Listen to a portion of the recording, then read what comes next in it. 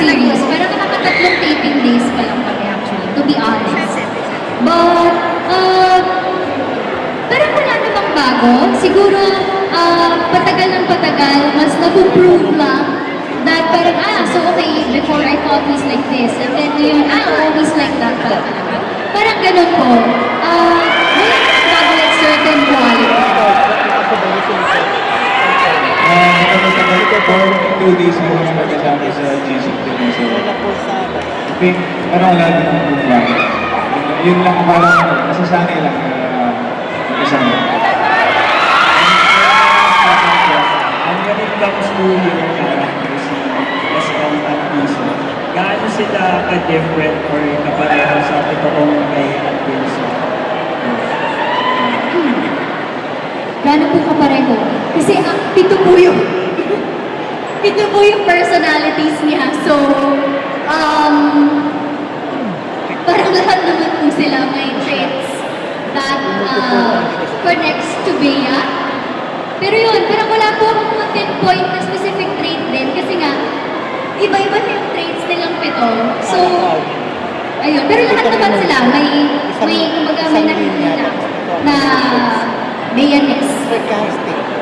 Sa akin naman po, siguro yung ano lang, ako na trade siguro ni Eston. At yung, ano ba, medyo down bad.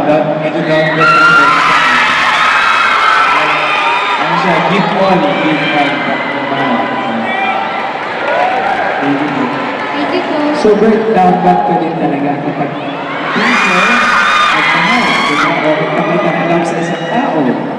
Kaibigan, katrabaho, yes. Pag-ibernada, yes. Next, let's have from, he's a TikTok content creator, Street Scooper RJ.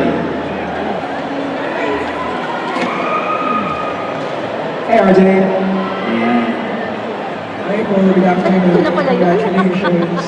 Yes. Congratulations, Derek. And syempre, Wilbert and Bea. Grabe, Miss Bea, sobrang ganda mo lalo sa personal.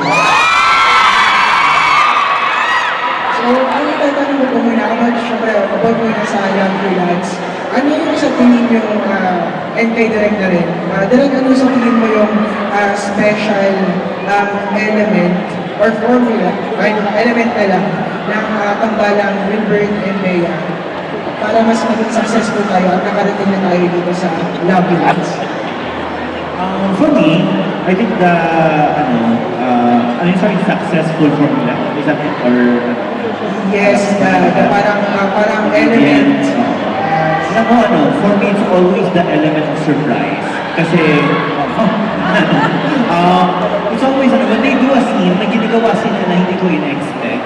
As in, parang, okay yan, maganda yan. So, parang, may ganun silang initiative sa alam na characters nila. And then, magawa na parang, hindi ko naisip yan. So, parang, I always look forward na, on how they do the scenes.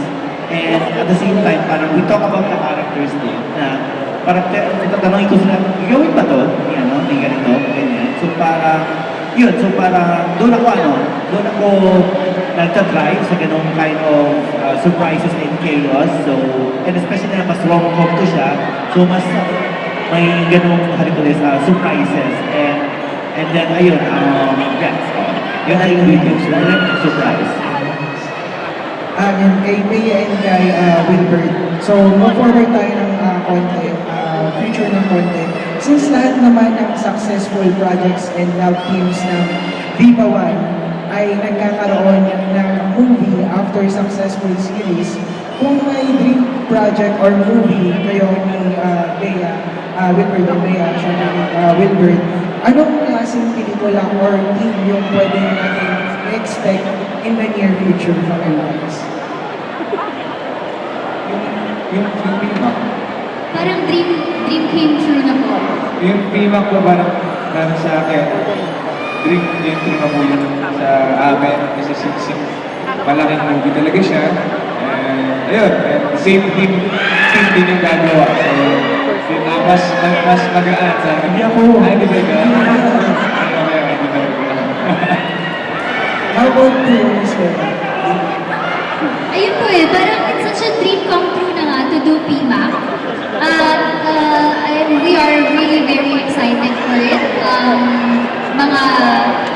late this year po siya, pero let's talk about it on another event. But yeah, I think it's a dream come true. And siguro if meron pa akong gustong gawin, well, it's all up to Viva, of course. But ako, I'd love to do, hindi movie eh, pero something ano siya, something more lifestyle-ish travel show, ganyan. Ayun. We're excited for that. And again, Thank you po. congratulations and deserve yung success. And abangan natin yung Lucky Ones. Maraming Thank you po. salamat. Thank you so much, RJ. Now, let's move on with Pelikula Mania, Naz and Tamares. Ay, kayo din po.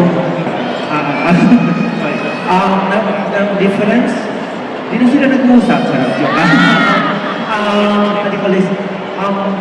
As far as difference, siguro may ano pa rin na may struggle pa kami sa story at sa characters kasi bago siya. This is not an existing Wattpad. So we have to fill it in. There was a lot of discoveries sa set and even sa writing na parang dapat ganito, dapat ganyan. So in a way, ano siguro is yung collaboration, trying to find something new na bumuin. So ito yung struggle and challenge ngayon na gawin, i-fill in dito ng Love You Lads. And I think sinabi ni Bea sa akin na nung nabasa niya na pagod na siya, ganun siya eh. ganun parang, as in, ano siya, parang showcase siya sa range niya no, ni Bea, gano'n. And si Wilbert, ito yung pagbabalik niya sa comedy na very wala lang, gano'n. So yun yung parang describe ko sa comedy ni Wilbert na very suabe, wala lang, na comedy na very lalaki. Ang pwede, ano yung pinakamahirap na character mo sila ng character sa kanya? Yung pinakagusto mo. And kay Wilbert naman, ano yung para sa'yo na pinakamalapit na character na Bea dun sa lahat ng character personalities? Wait lang po. Okay. May tinanong lang po kung meron akong pwedeng sabihin. Hindi pa po. So, siguro ang bias ko sa kanila po, si Kakay. Si Kakay siya yung mas maarte, mas modern, ganyan. Yun. Parang yun yung ano ko, bias ko for now. For now, so far po sa mga nagawa ko, parang si Kakay. Ayun. Yung pinakagusto mong personality sa lahat? Yung mga nabubugbog. Si Isa siguro.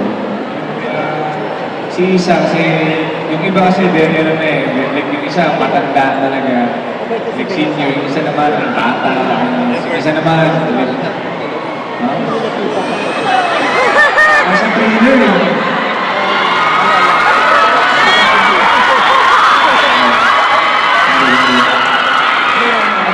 Okay, sa kanila. Ako nga, nagpaalam ka din. Nasa teaser, okay. Okay na po yun. Okay na po yun. Isa, si Isa. Okay na yun, Brit. Okay na Okay yun. na yun. Okay. Gusto ko na naman na Taking of you. Thank you so much. Ayan, okay. Maraming salamat po. Of course, Lawas and Naz. Now let's proceed to writer student page, Jojo Panalita. Ang cute lang Bea na pinagdidilagan yung sa'yo. Hindi, sabi ko, kasi po sabi niya na nasa trailer na nasa teaser naman na daw, pero hindi naman kasi na-determine who is who, diba? Nag-aaway sila. Maligo po. Mali ba yun? Okay.